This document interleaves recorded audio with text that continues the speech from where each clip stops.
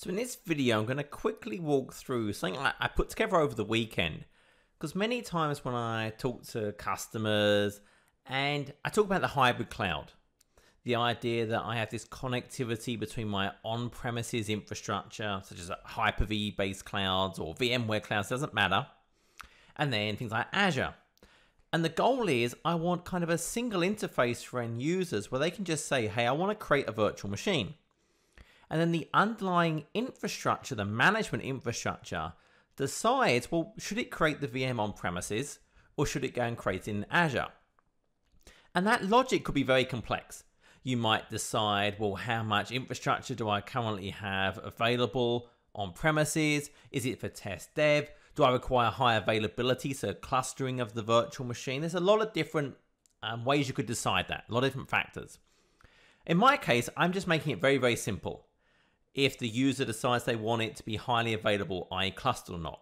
So if they want it clustered, I'm going to create it on premises using SCVMM.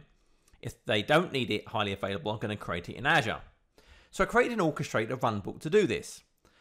So for the initialization, I just get passed a bunch of different data, the runbook ID and the service request ID. So I'm going to call this from Service Manager. Then I ask for a name of the virtual machine, an owner which I actually end up not using, and I'll explain why later on, and then a virtual machine template and a size. And again, in my quick demo, I don't really even use these either, but it will be very easy to use that as I'll show. So I have those initial values. And then what I do is I go and get the service request from Service Manager.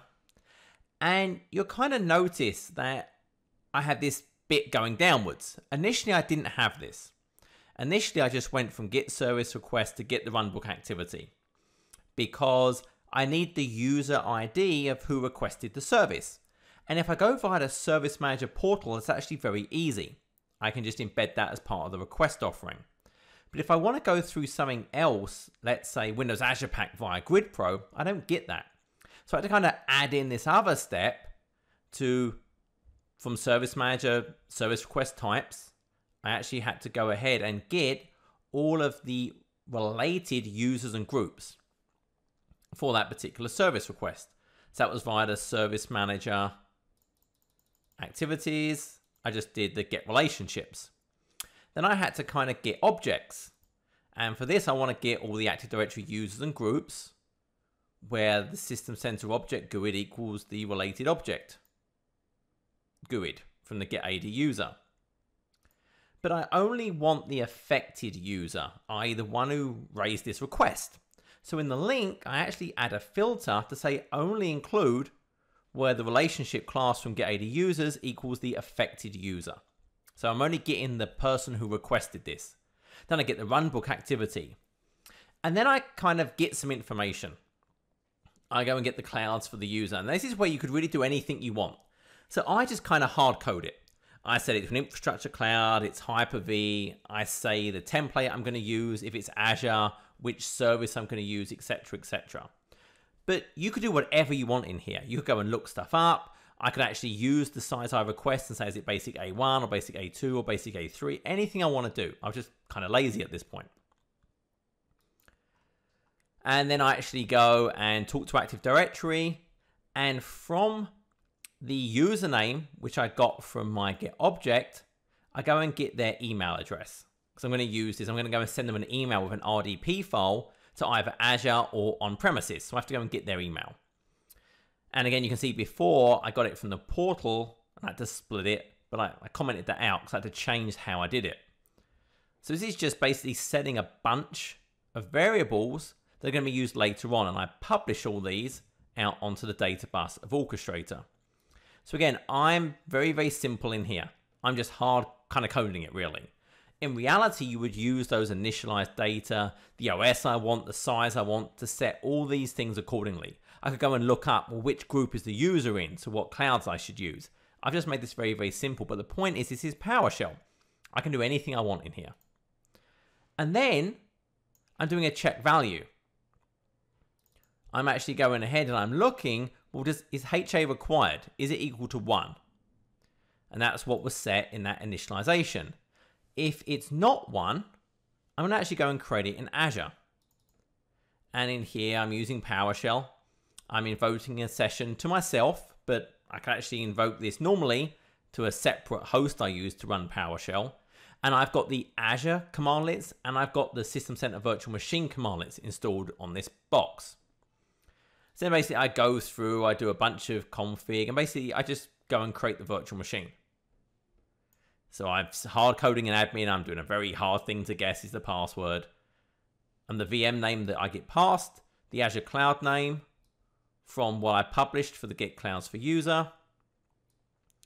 The size, again, I'm using that variable from that Get Cloud. So this is a basic A2. Then it goes ahead and creates it. And then once it creates it, I go ahead and use the Get Azure Remote Desktop file. So it's actually going to give me an RDP file for that VM it gets created in Azure. So the Azure one's kind of simple. It's standard PowerShell to create the VM. And I go and get the Azure RDP file. If it's VMM, so if I want HA, I'm going to create it in VMM. So I use the create VM from template. I specify my VMM instance, the cloud name that I got from that Get Clouds, where I'm going to store it, the template to use, the owner from the initialized data, and then the VM name. So I configure all of that stuff. Then I start the VM afterwards, and then I need to create the RDP file. So in this case, I start it, I import the VMM module, and then I actually go ahead and peek into the VM to go and get the VM fully qualified domain name. And then I have kind of a staged template RDP file, which I copy, and from that I replace 153, which I have in that RDP, with the fully qualified domain name of the VM. And then I save it away. So that's how I create the RDP file for the on-premises ones. So fairly easy. And then, assuming all that works, I just send it. I use the orchestrator send email, subject for the VM name, to the email address that I got from that PowerShell. And then I attach the RDP file that I've stored in either scenario to my C data directory. So I attach that, then I update the service request. So all fairly simple stuff. I'm just going through and configuring that. So once I have this, I then made it available in Service Manager. So obviously I have my runbooks, and I would go ahead and I would see that create VM in here. And then I just went through, and again, I've shown this in a lot of other videos. I'm not going to go through all of this process again. I then created a runbook automation activity, which calls that runbook. And then from that, and the only important thing here is you have to make sure, again, you set it as ready for automation.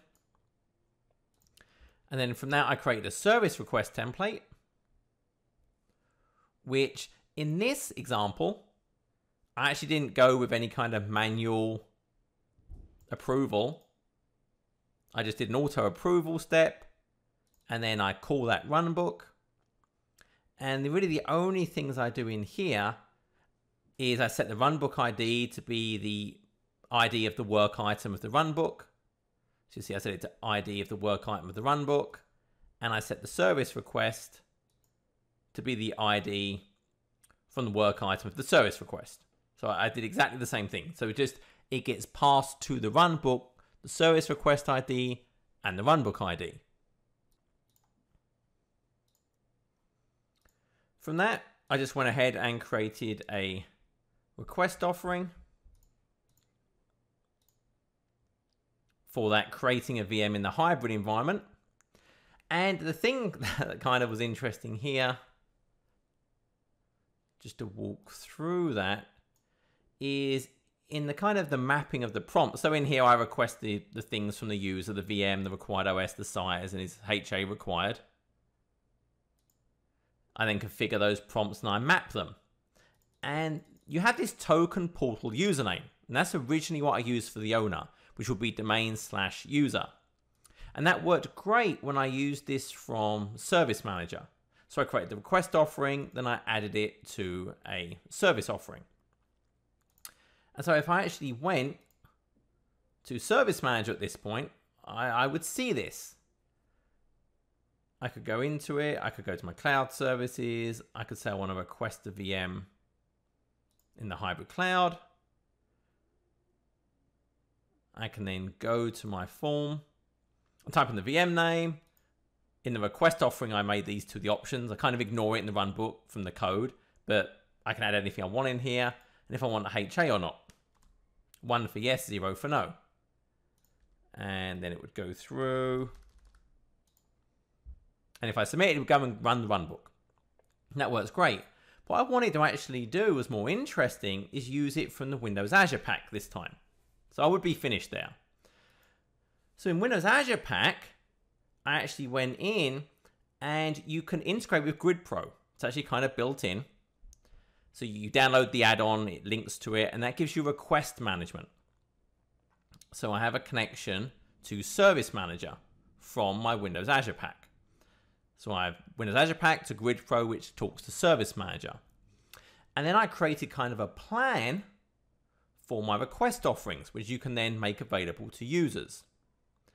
And basically the end result of this is that I can then, as a tenant, so someone who's using this, and actually in my case, I integrated with ADFS.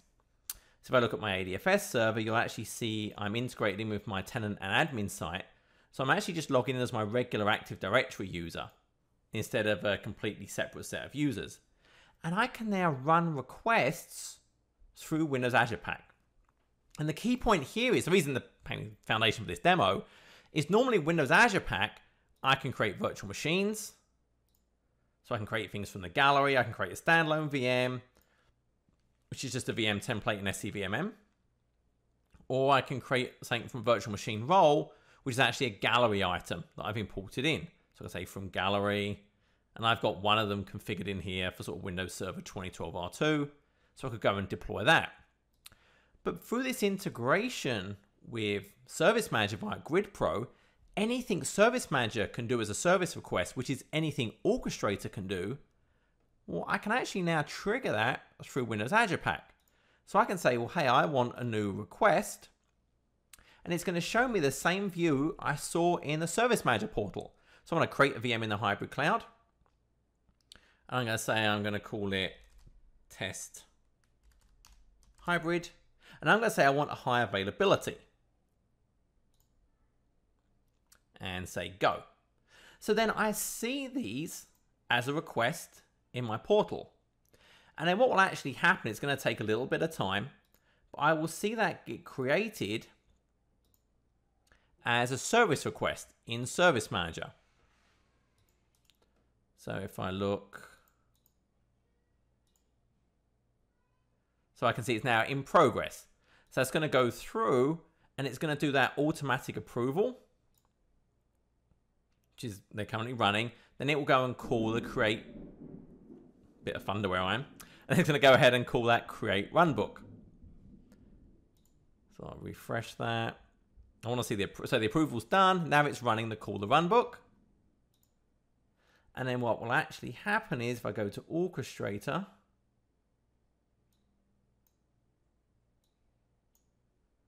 and look at the log, within 10-20 seconds, I should see it actually kick off the runbook.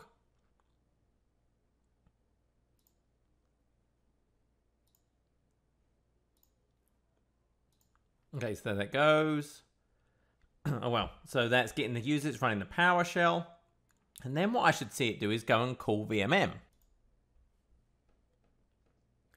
And what I should see, given where it should be in the runbook, there we go. There's that test hybrid. So it's creating it in my infrastructure cloud. But again, it could have been any of them. This could go in my ESX servers, Zen servers, anything VMM supports. Or, to be honest, I don't have to go via VMM. I could just do it through PowerShell or other things directly in Orchestrator. I've just chosen to use the clouds that I've configured in VMM. So that's actually going ahead and it's creating that virtual machine. And for my owner, it's going to do what I selected. So Savaltech Administrator. So that's what I'm logged in as in the portal. So it's going ahead and using that.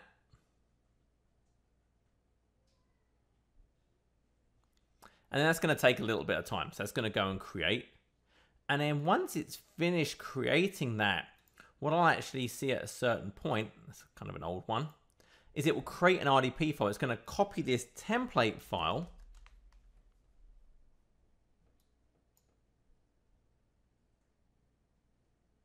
And it's going to replace 153 with the actual fully qualified domain name it goes and fetches. So this is really how it works. I just create a template RDP and then I search for that in the PowerShell, which is where I create over here. I just search for and replace 153 with the fully qualified domain name I get after I start the VM. And then I just use the information from VMM to read the SC virtual machine and then get the VM. So that's what gives me that information. I have to wait 30 seconds after I start it because that gives it time to actually the VM, the OS to boot up. Then I can refresh the information from VMM, which would then give me the correct host name. Otherwise I get bad information. So I have that pause in there for a reason. So if I go and look at the VMs, it's nearly done. This is always that last little bit as it just chugs on through finishing the customization of the virtual machine. And then once that's done, it will go to the next step in Orchestrator. I'll see it will start it and then go and create the RDP file. Okay, so that's now completed. I see it's running. My Orchestrator is still running there. But what I should see within about 20 seconds is I should see a new RDP file will just get created as it copies this one and then replaces it with the name of that fully qualified domain name. And then once it does that, the next step is it just goes to that email step and I should see an email pop up in this user's, so the admin's mailbox that has that RDP file they could then just double click on and it would actually take them to that virtual machine it just created. Again, it works in Azure as well. If it goes the other route, it just uses PowerShell, nothing different about the flow. It just, Azure's easy, there we go. It created the RDP file and my runbook would have finished because all it had left to do was send it. So when I jump over to my email box, oh, there it is. VM test hybrid has been created. There's that RDP file, test hybrid RDP. If basically I run that, it will go and connect to that box. And that's really it. So I just want to kind of show this through Windows Azure Pack. And really the key point is Orchestrator does anything. So in this case, I created this hybrid approach. And again, the user could go in, or I could use Service Manager Portal. I could say I don't want high availability, so you can go and use Azure instead. But it's a single place to go that I can kind of create. I just want to kind of show that GridPro integration because it does give me a nice link between Windows Azure Pack and Service Manager. So this concludes the overview of this demonstration. Thank you.